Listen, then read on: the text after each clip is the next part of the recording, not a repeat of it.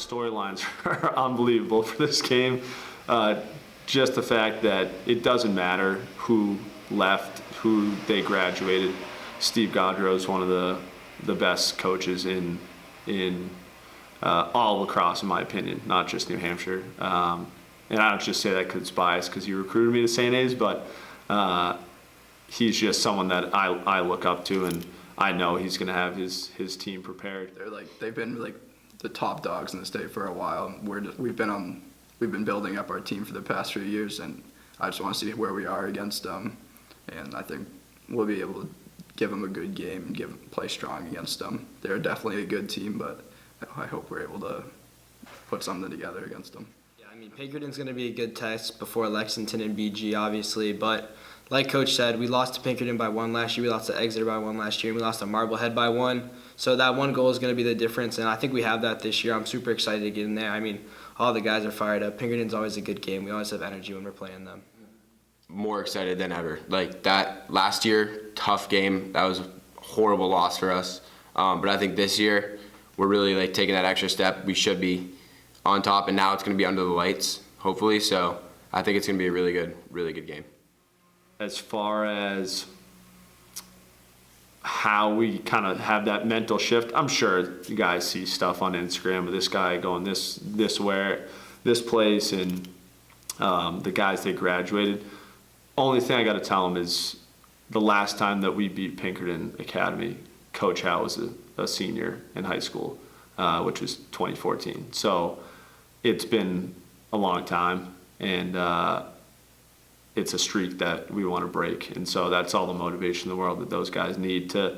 And honestly, for the senior class, I remember the class of 2023 because they were the ones that broke the Londonderry streak that we had going on for 5 years. This senior class, it's one of the things that they can be remembered for is they helped us break that Pinkerton streak. And so not gonna have to give them a big pregame speech because they know what the mission is that day.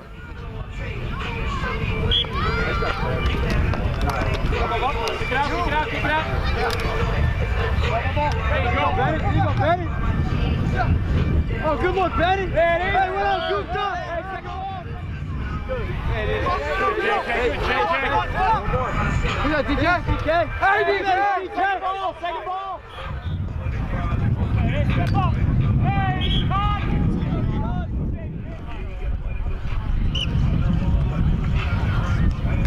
Here comes one always late for the party.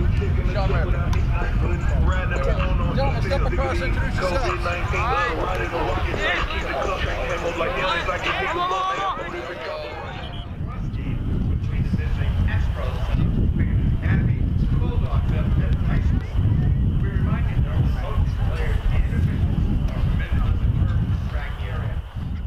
Let's go, boys! Tacky senior, number 1, Derek Holy.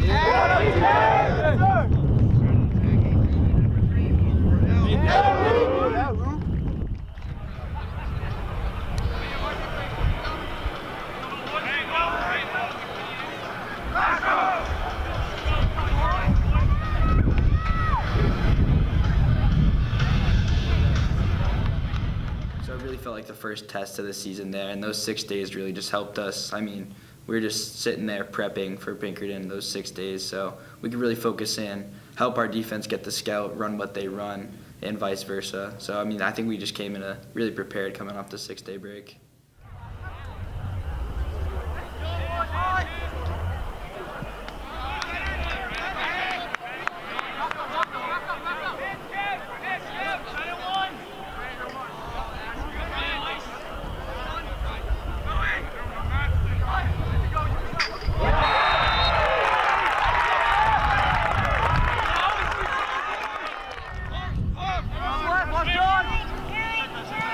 Help! Oh, I got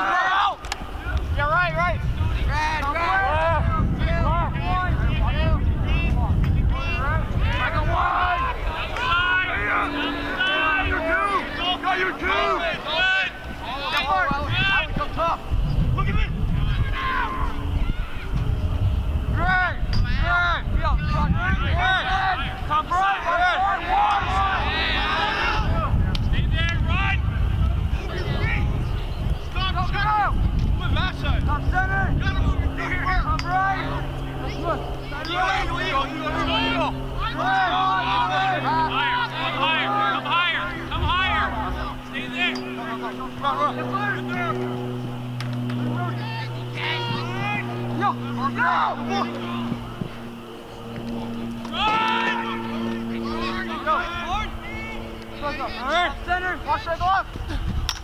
Help, help. Watch God. See him. Bottom hand. Side leg. Top leg. Go one more. I'm hot. Two. Top right. Side right. Rising. High on him. High. Hey, ice. In there. Top right. Good. Dodging. Two. Side.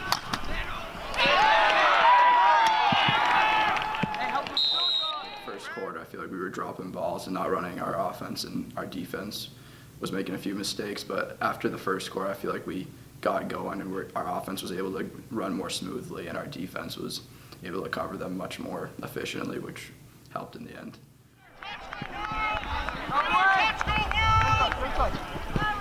Get it in. Hey, I'm in. I go wide.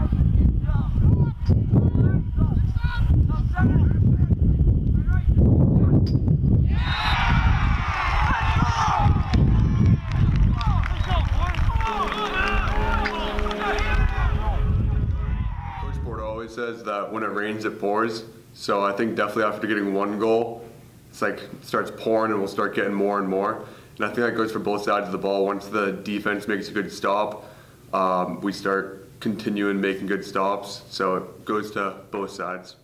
Go right here. Hey Ricky. Right now. It's gonna be hard. Don't need. Spencer up. Watch the top left, stay over. Nope, not back up. Good job, Ted. One out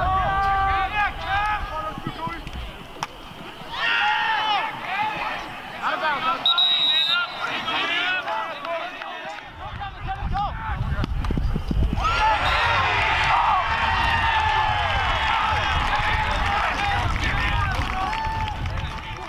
Big say on the sideline. We just need one, and we know whether that comes early in the first or late in the first. Once we get one, then we'll start rolling. But we definitely had a really hard time clearing the ball, and that I think threw us off because we're getting great stops, but then we couldn't get the ball out of our end, and so our offense wasn't getting as many touches as they had been in the Concord game early, and so it just took them a little bit of some time to heat up.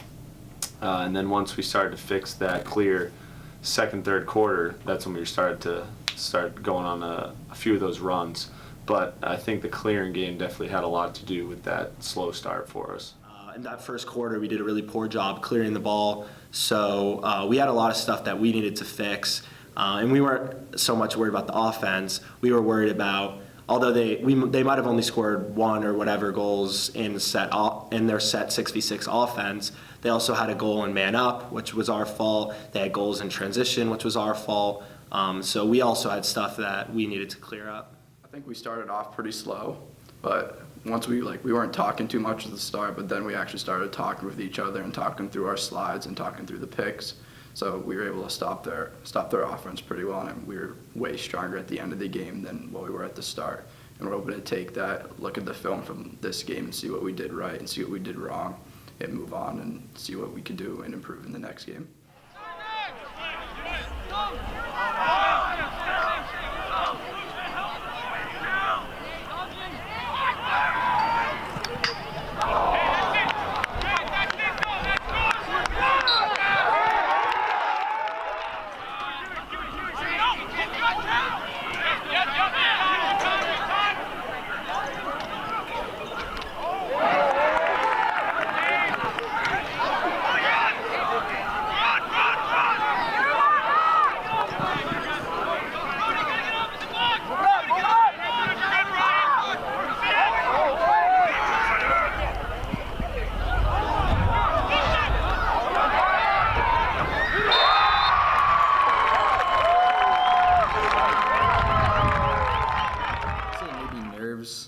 Because I think we were just going sort of back and forth too much. It was kind of just a track meet of turnovers left and right, and then a little bit of hero ball, just trying to shoot everything, get that first one. Because once that first one goes in, I mean, our offense is pretty automatic. We get the ball rolling, but I feel like it was a combination of track meet with a little bit of hero ball and bad shot selection that really put us down in that first quarter. But, I mean, we brought it back. That's all that matters. Start, it was kind of like slow, like you said. Right after that, once everything started going in, it was kind of like the good feeling. Felt more like secure, like, all right, we're really like clicking right now. We're feeling like a team. Shots are falling finally. And then, I mean, after that, it just kept going and didn't stop. So our offense, we know that they have the unlimited potential. We know that we have 6 guys out there and multiple guys on the bench that can really do what they do best and put in a lot of goals at any given moment. So all it takes sometimes is we play with a lot of emotion as an entire team, but especially our offense. So once one goal goes in and the ball starts rolling, guys start looking to pass more, make the extra pass. Guys start putting in better spots on their shots. And when we start to feel the momentum, when we start to feel the tide of the game change, then all it takes is one goal, and we can roll and go from a 3-1 game to having a multi-goal lead going into the half.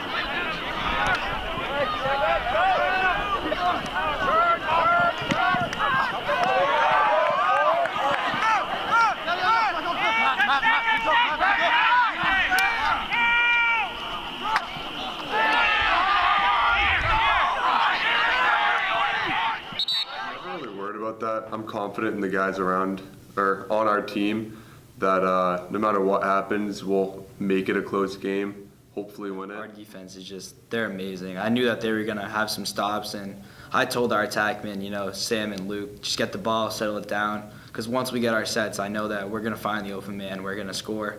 And once we get our momentum and we get our energy, we're pretty much an unstoppable offense, and we just carry off what the defense brings us, and they bring lockdown defense every week. Give Coach Godreau a lot of credit.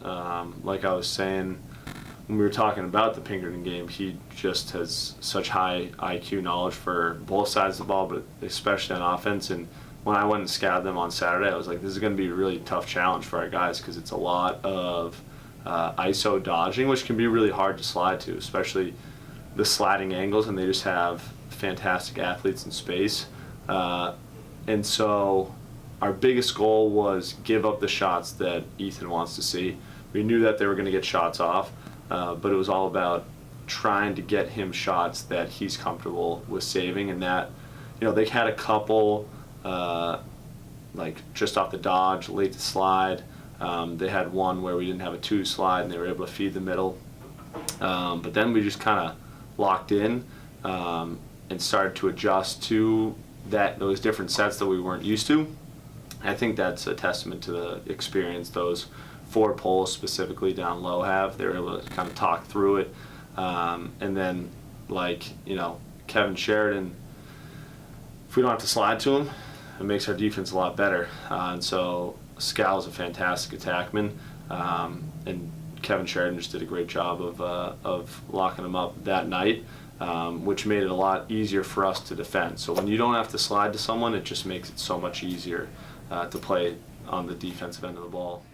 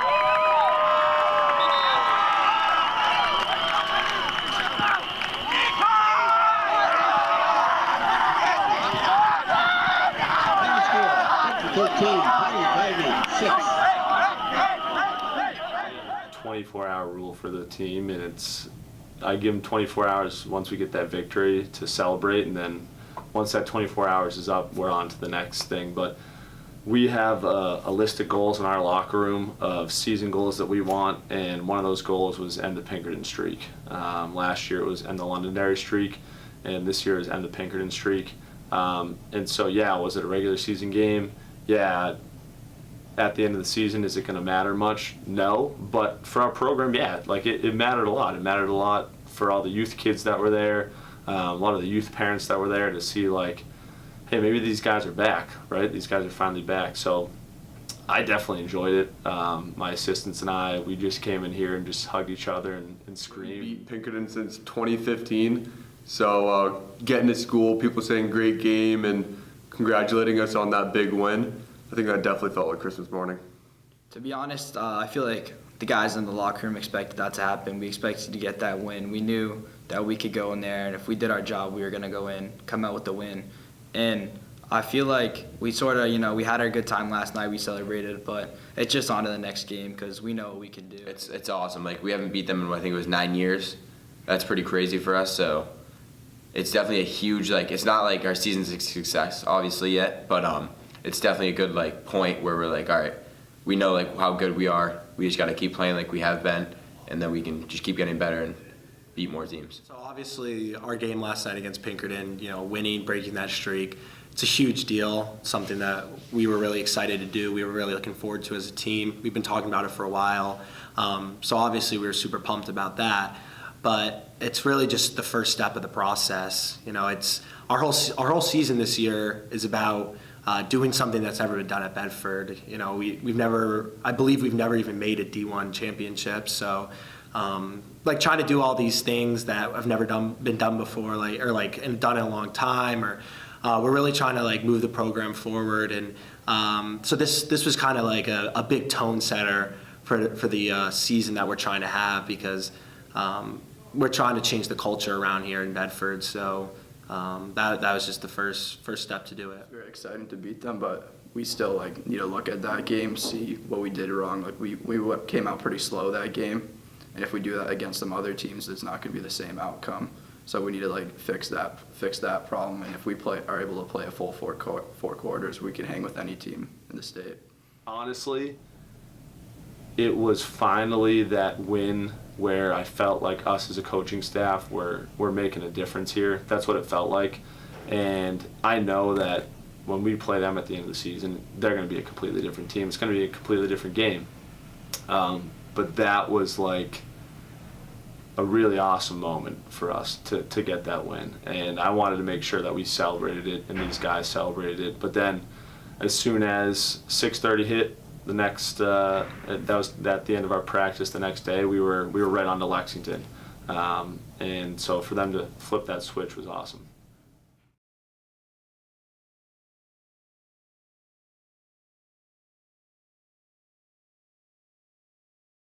You just got to be ready for the unexpected. Whatever's coming at us, we're going to be ready for, hopefully. So we're just like motivated, ready to go. Coming off that, I mean, some guys are sore, so we'll get everyone ready. And then once we're going into it, everyone will be back to the hype. Everyone will be like just going for it. I mean, you can't go into it thinking like we don't know them, we don't know how we're going to play them. You got to just go into it with confidence like we should, and then I think everything should fall into place after that. We go into a game, we're going to study a lot of film. We have film right after this, and we're really going to work on our game, because if we don't know much about the other team, all we can really do is make sure our game is good enough so that it overpowers theirs. I mean, it's definitely exciting not knowing much about the team. I know they're the Johns Hopkins commit, so I mean that should be a really good test for our defenders, but I have full confidence in our guys, our goalies, and our defenders, and once they get us the ball, we're going to do our job. And playing a defense that we don't know is just going to make us better at the end of the day. They're going to throw new stuff at us, and we just need to learn to be able to adapt, and that'll just make us better. Honestly, for me, it's extremely exciting. I love playing new teams, guys we never played before. So going into a game like Lexington, we don't really know much about them. We don't really know what they're going to run. It's kind of go out there and see how we can adapt, it's just raw lacrosse, I guess, and it's going to be us versus them, and without a lot of preparation. So I'm really excited to see what they can throw at us and how we can adjust to what they throw at us. They're going to be pretty similar to Pinkerton, actually, but I think we'll have a pretty good match. We know a few of the kids on the team, and we've seen some of their film, so we have an idea of who we're going to be guarding and who we're going to be covering, and our offense has a pretty good idea of what to do, so hopefully we can put it together.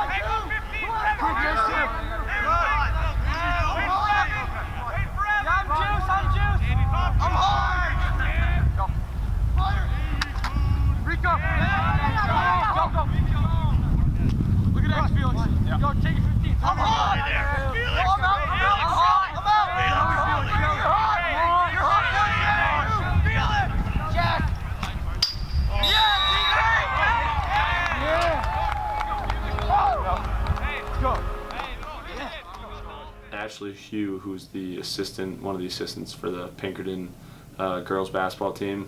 Best line that I've learned from her is third quarters win championships.